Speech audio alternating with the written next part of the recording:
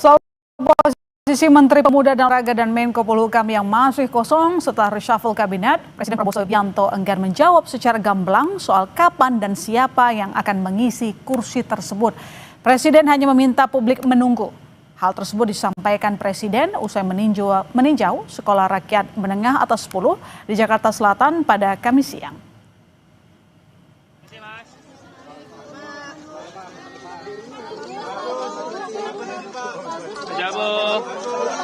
Ya, nanti tunggu waktunya biar kalian ada semangat gitu loh. Apakah ini terima kasih kita Sekolah Rakyat.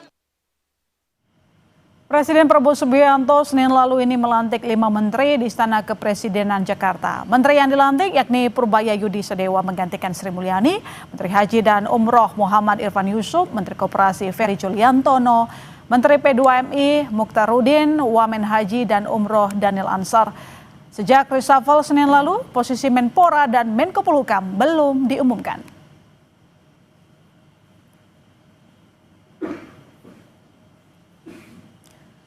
Fraksi Partai Gerindra menghormati keputusan Rahayu Saraswati Jojo Hadikusumo yang mundur sebagai anggota DPR periode 2024-2029. Fraksi Gerindra juga akan mendalami proses selanjutnya setelah pengunduran diri ini.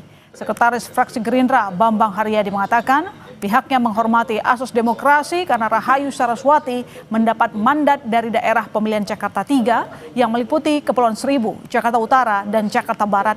Untuk itu, fraksi akan berkoordinasi dengan DPP Partai Gerindra. Hari ini kami sepakat dengan Ketua Fraksi dan juga pimpinan untuk menonaktifkan sembari berproses di DPP maupun di fraksi itu sendiri. Nonaktif karena yang beliau sudah menyatakan ingin mengundurkan diri, kan? Otomatis kalau sebenarnya beliau atas kesalahan kata yang disampaikannya dalam sebuah siniar atau podcast pada 28 Februari 2025. Dan walaupun niat saya sebenarnya ingin mendorong entrepreneurship, terutama di zaman transformasi digital yang membuka peluang seluas-luasnya di dunia ekonomi kreatif, saya paham bahwa kata-kata saya telah menyakiti banyak pihak.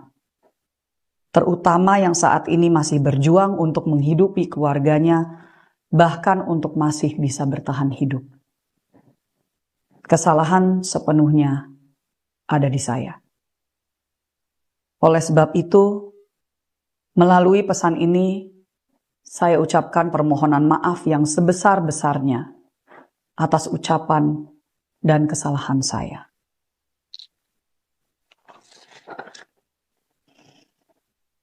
Dengan ini, saya menyatakan pengunduran diri saya sebagai anggota DPR RI kepada fraksi Partai Gerindra. Saya berharap masih dapat diberikan kesempatan untuk menyelesaikan satu tugas terakhir, yaitu pembahasan dan pengesahan RUU Kepariwisataan yang merupakan produk legislasi kami di Komisi 7.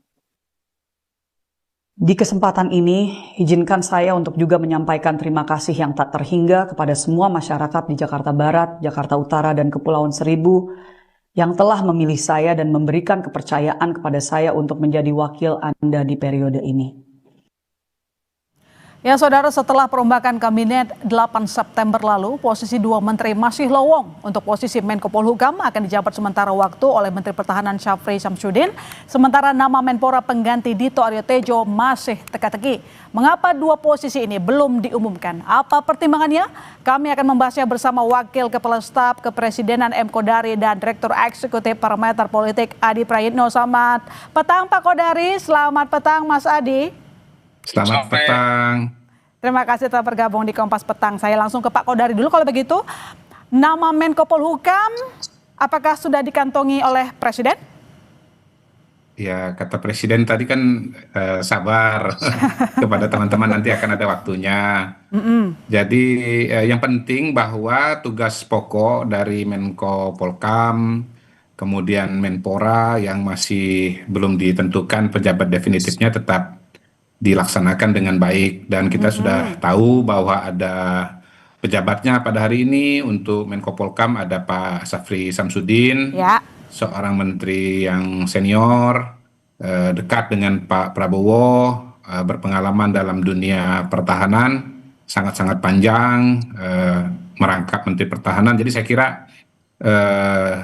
tugas-tugas yang ada di Menko Polhukam pasti berjalan dengan baik. Oke. Kemudian untuk Kemenpora kan ada posisi wakil menteri. Saya kira pada hari ini kita bisa melihat bagaimana memang peran penting dari seorang wakil menteri ya, artinya dalam suatu situasi yang khusus, bukan hanya berbagi tugas dengan Menporanya, dengan menterinya, tapi juga bisa menggantikan ketika masih belum ada. Dan saya kira juga sama, siapa yang akan meragukan kapasitas dan kapabilitas Mas Taufik Hidayat. Beliau adalah salah satu atlet andalan kita pada masanya, juara dunia dan masih muda. Jadi memang proses-proses yang berjalan di Kemenpora tetap berjalan dengan baik. Oke, tapi Saya kira itu artinya intinya. memang posisi Menko Polhukam maupun Menpora sudah dikantongi, atau justru mungkin ada potensi Pak Syafri yang nanti jadi Menko Polhukam juga? Nah, saya kembali kepada adagium waktu saya dulu menjadi pengamat ya, bahwa kalau bicara reshuffle hanya Tuhan dan Presiden yang tahu itu. Saya kira Mas Adi Praitno kalau ditanya juga kembali kepada adagium itu. Oke, cuma Presiden dan Tuhan yang tahu. Tapi pertanyaannya begini sih Pak Kodari, ketika diumumkan di istana, kita jadi bertanya-tanya kenapa dua posisi tidak diumumkan sekaligus? Apa alasannya?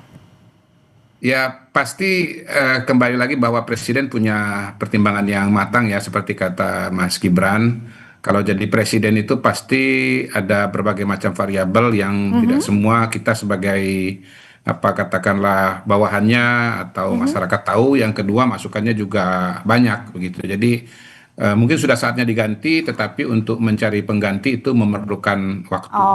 Kadang-kadang bukan nggak ada, tapi karena ada pilihannya beberapa gitu. Jadi Baik. timbang komunikasi begitu. Dan apalagi nanti kalau misalnya kandidatnya punya latar belakang partai politik, jadi yang harus didiskusikan atau diajak bicarakan bukan cuma yang bersangkutan, tetapi juga dengan partai dari mana pengganti itu berasal gitu. Oke, Mas Adi, Ya. dua belum diumumkan. Pak Kodari juga bilang bahwa yang tahu cuma Presiden dan juga Tuhan. Tapi kalau kita lihat di sini tampaknya ada kalkulasi politik di belakang, gitu bukan Mas Adi?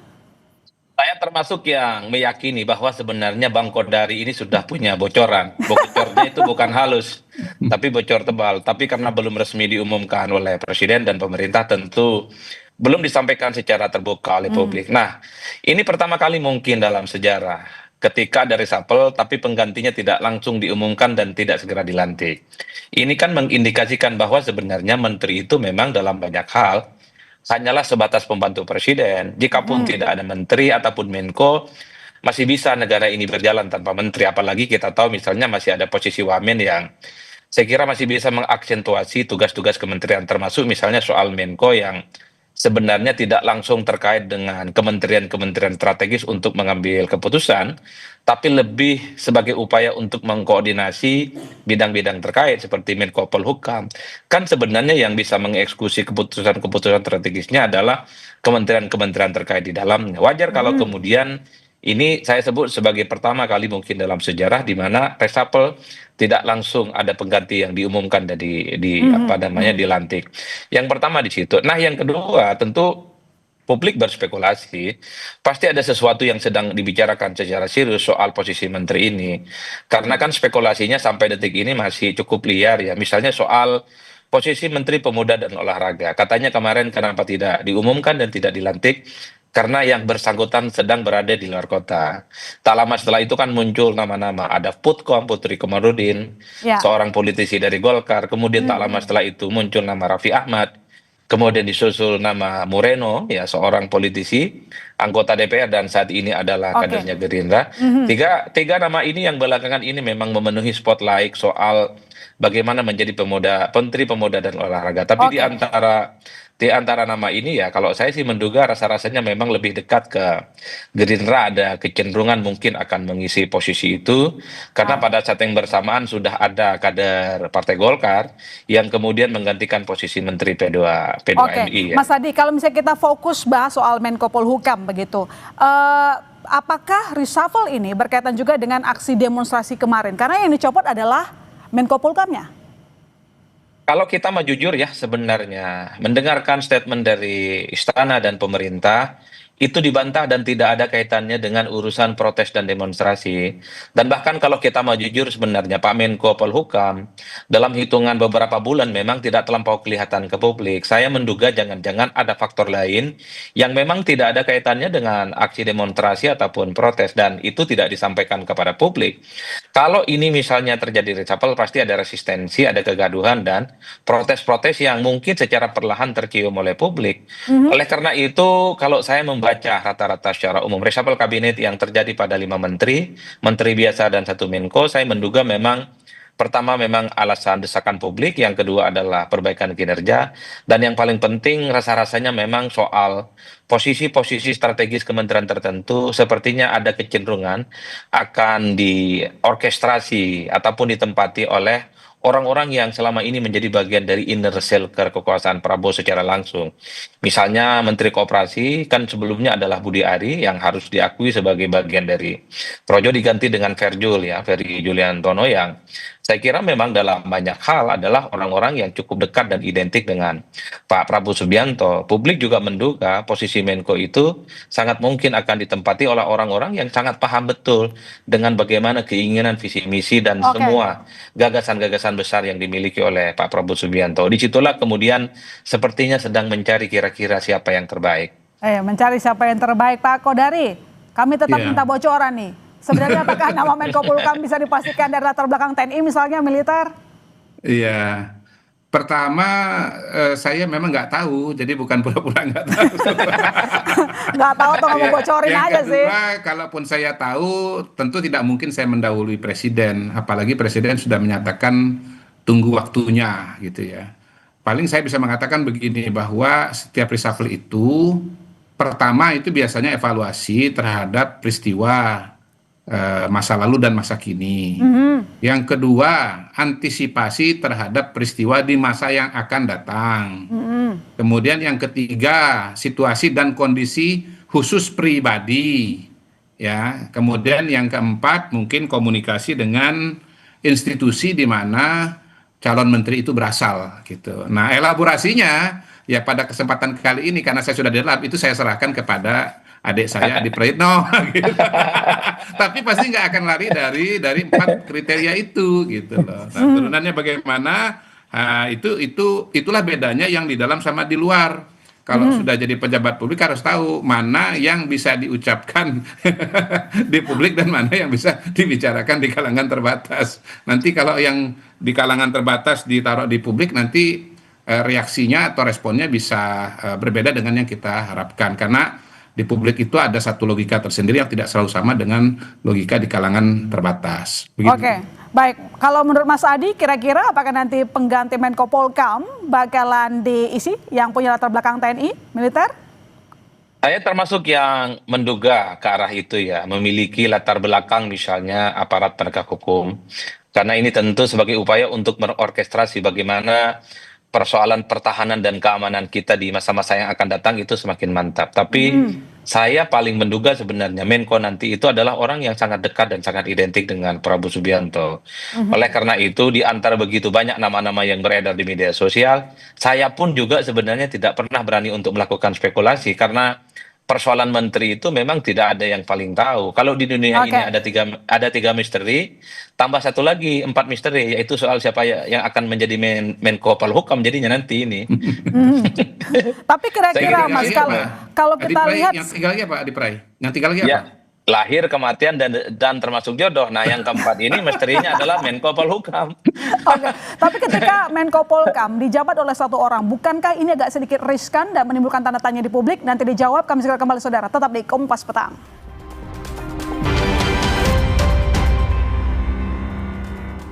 Pak Kodari, saya punya pertanyaan. Ini Pak Syarif punya banyak tugas ya tampaknya di kabinet. Sekarang tambah jadi ad interim di Menko Polhukam begitu. Apakah ini tidak membuat kinerjanya jadi tidak efektif karena kebanyakan kerjaan sih? Oh tidak. Oh, enggak. Pertama begini, kapasitas orang kan berbeda-beda ya. Ada yang bisa multitasking. Kita ingat dulu zaman Pak Harto ada yang namanya Pak Habibie itu itu berapa tugas itu yang beliau kerjakan Saya pernah punya pengalaman juga Menteri BUMN ya, di zamannya Bu Rini Sumarno. Saya ketemu dengan Bu Rini. Itu meja beliau itu penuh dengan prospektus semua BUMN yang ada di bawah Kementerian BUMN itu. Itu bayangkan itu ada berapa banyak yang harus dipantau. Kemudian yang ketiga memang tadi kembali sudah ada posisi wakil menteri ya.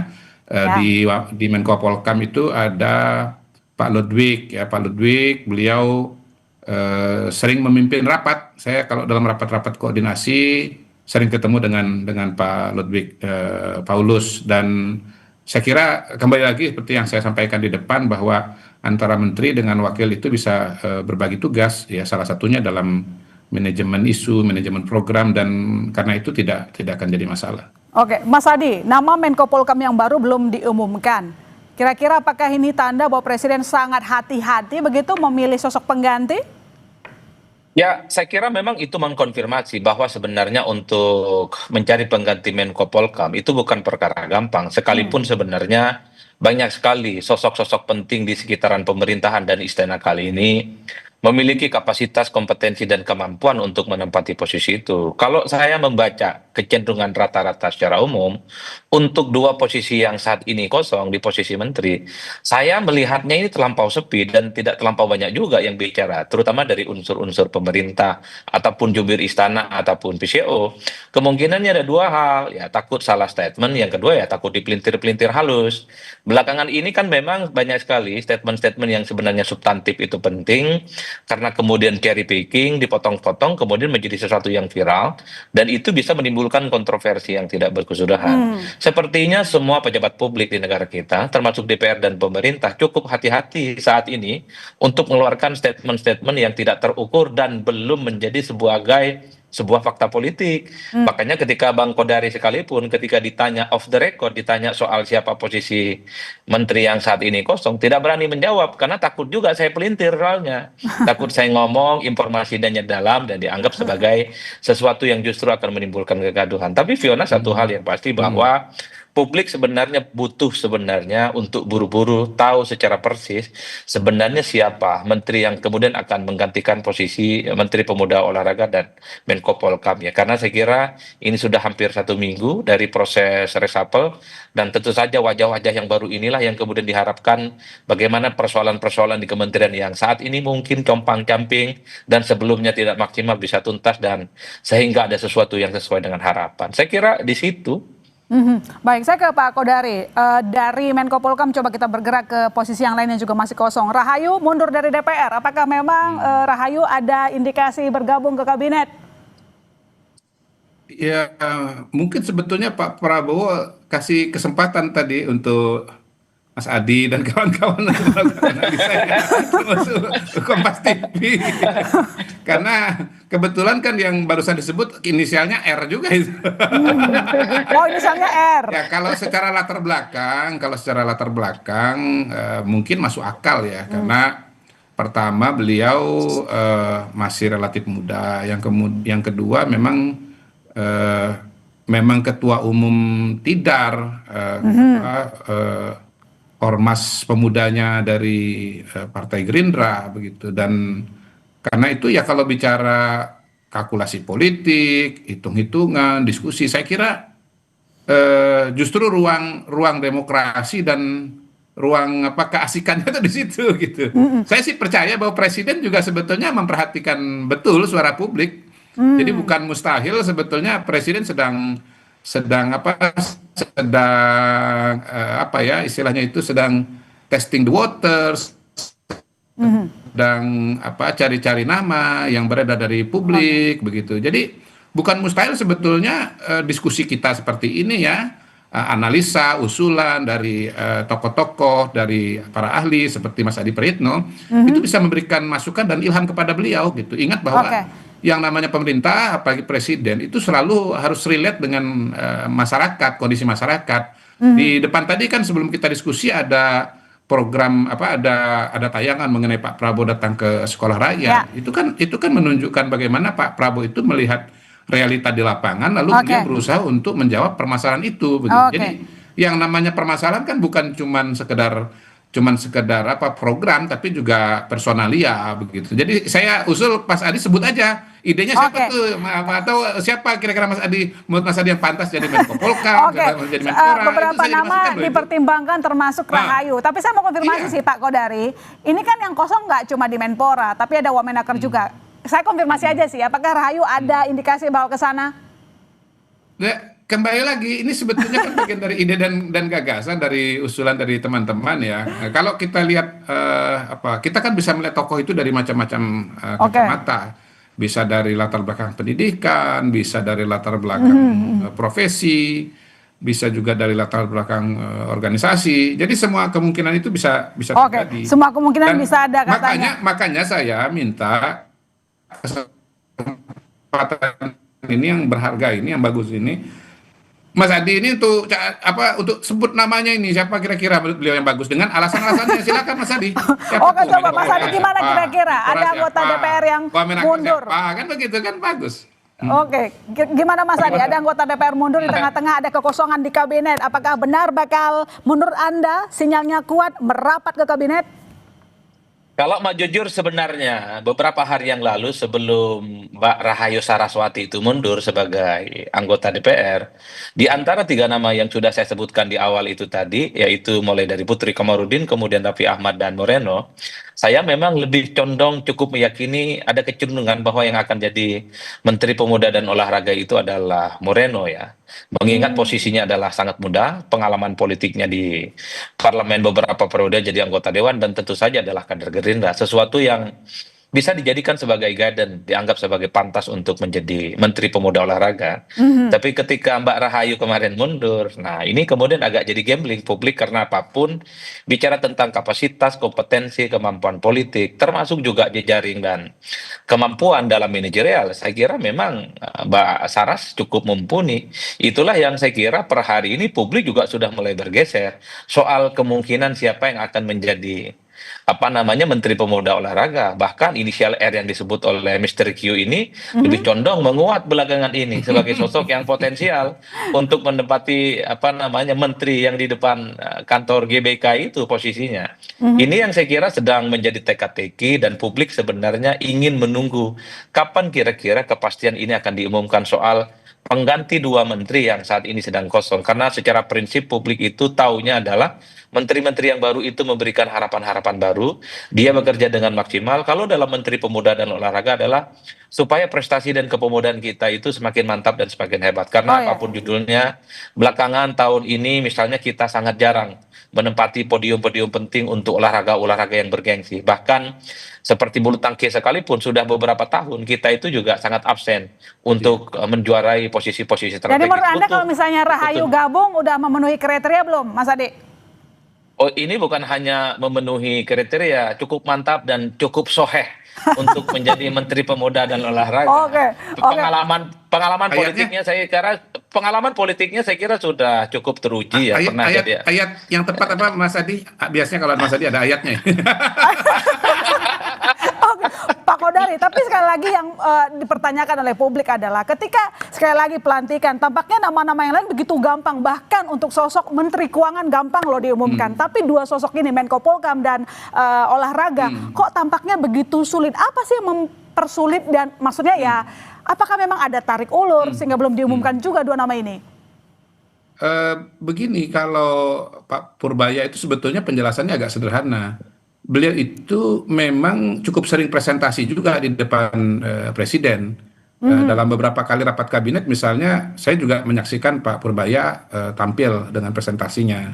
Oke. Dan beliau ya seperti Bu Sri Mulyani juga kuat dan kaya dengan data. Nah, yang kenapa kemudian Pak Purbaya, hemat saya, memang selama ini Pak Purbaya itu approach-nya atau POV-nya, point of view-nya itu memang berbeda dengan Bu Sri Mulyani. Jadi dalam suatu fase pemerintahan kita memang pendekatan yang dianggap cocok adalah pendekatan POV-nya Bu Sri Mulyani. Oke, kalau gitu disiplin kenapa fiskal, yang Menko Polhukam dan Menteri Olahraga yang tidak cepat diumumkannya? Pendekatan rem. Tapi kalau Mas Purbaya itu kan pendekatannya kan pertumbuhan, pendekatan gas ya. Nah, mungkin peristiwa yang terjadi belakangan ini ya membuka mata. Saya kira kita baik. bisa memahami lah. Baik, kita Mas tunggu Pupaya nanti dengan nama dua penjelasan menteri yang kembali di belum DPR. diumumkan ya. Dua menteri yang diumumkan, Menko Polhukam dan juga Menteri Olahraga. Terima kasih Pak Kodari, terima kasih Mas Andi telah Sama-sama. bergabung di Kompas Petang.